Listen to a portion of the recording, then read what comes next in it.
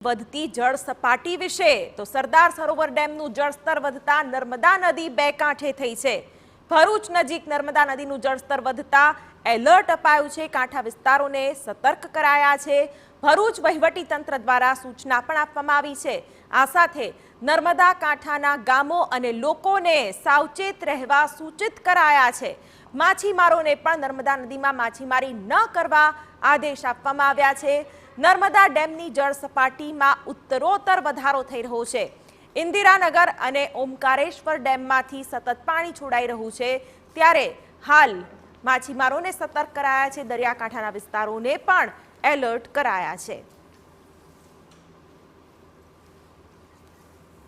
સરદાર સરોવર ડેમમાંથી નર્મદા નદીમાં છોડાશે પાણી। 45,000 થી 2.5 લાખ ક્યુસેક પાણી છોડવાની તૈયારી તંત્ર કરી રહ્યું છે।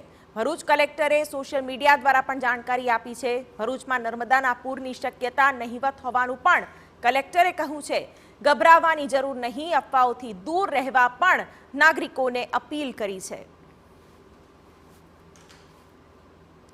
ત્યારે ગત વર્ષે નર્મદાના જળસ્તર વધવાના કારણે ભરૂચની જે સ્થિતિ થઈ હતી તે લોકોને યાદ છે, ત્યારે કલેક્ટરે આ વખતે ખાસ અપીલ કરી છે કોઈ પણ પ્રકારની અફવાથી ભ્રમિત ન થવું અને પરિસ્થિતિ સંપૂર્ણ નિયંત્રણમાં હોવાનું પણ કલેક્ટરે જણાવ્યું છે। ત્યારે 45,000 થી 2.5 લાખ ક્યુસેક પાણી છોડવાની તૈયારી, કાંઠા વિસ્તારોને એલર્ટ કરાયા।